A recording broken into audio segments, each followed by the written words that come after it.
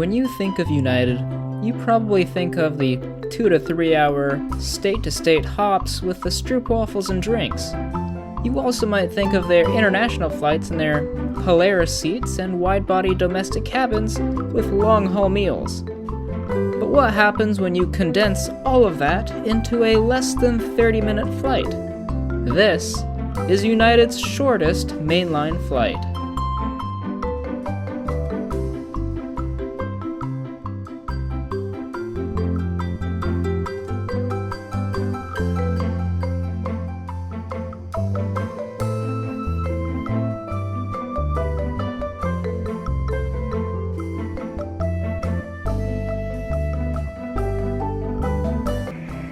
It's around 9:40 p.m. here in Denver, Colorado, and tonight I journey on registration N37277, a 24-year-old 737-800 that started its life flying for Continental Airlines back in March of 2002.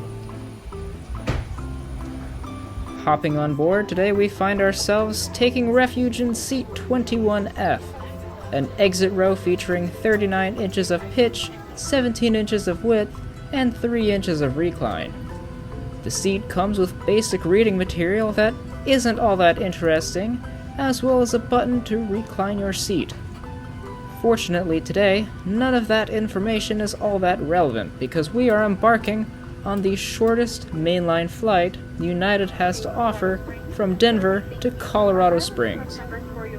This flight is only supposed to take us 54 minutes, but spoiler alert, we are gonna make it there a whole lot faster.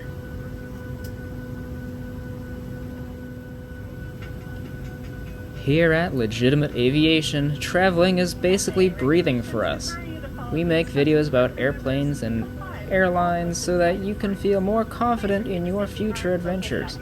If this sounds cool to you, do be sure to like and subscribe to the channel and follow our Instagram page.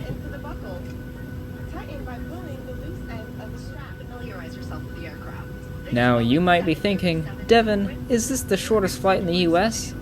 And the answer is no.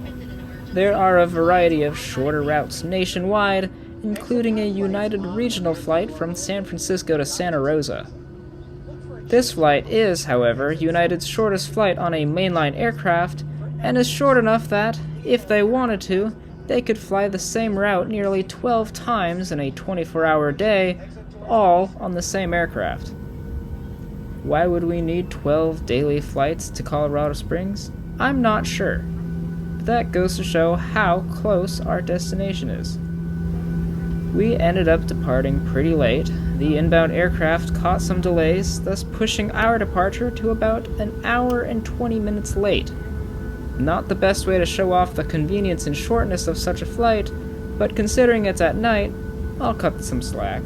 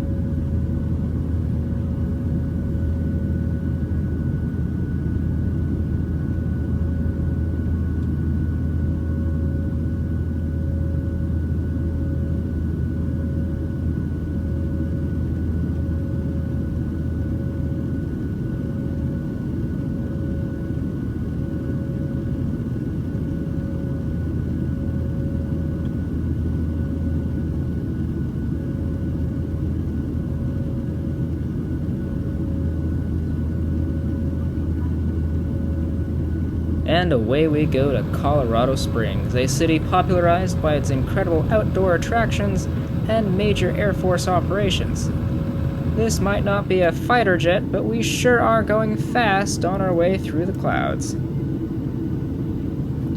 Usually around this time, the flight crew would be making their way through the cabin, offering a variety of complimentary snacks and beverages. But with the length of this flight being so short, the crew was forced to cut the service entirely, leaving me with no food or drink for a whopping 23 minutes in flight.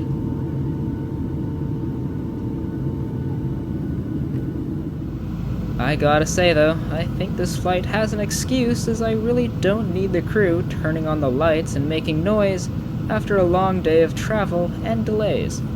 I prefer to just rest a bit before landing and finding my temporary home for the next couple days. Paying extra for the exit row is almost not even worth it. By the time you feel the need to stretch out, you are already deboarding the plane. This seat is easily a prime luxury for a short hop like tonight, and I really wouldn't recommend spending your hard-earned dollars for something such short-lived.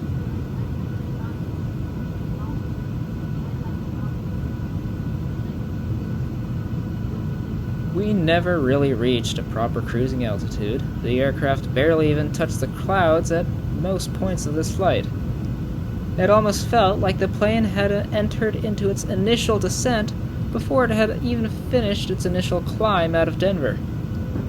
What that left me with, though, is views of nearly all of the city lights between Denver and Colorado Springs. I kinda wish I had taken this flight in the daytime. It's hard to show you a whole lot when everything is so dark and gloomy.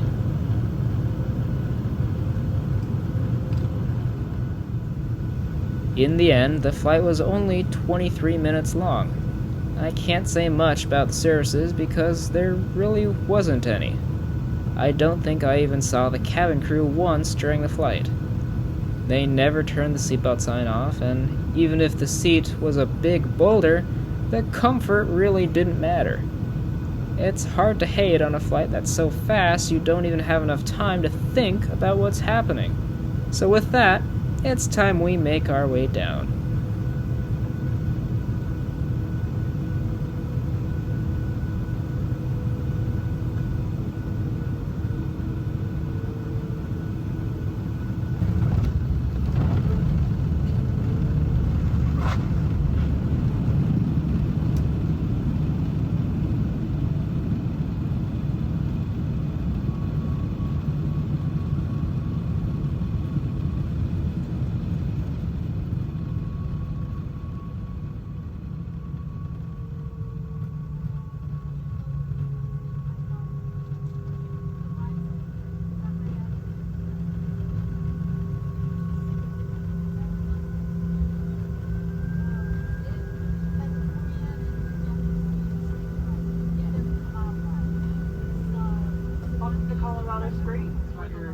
Welcome to the only city that has the largest giraffe habitat in the country.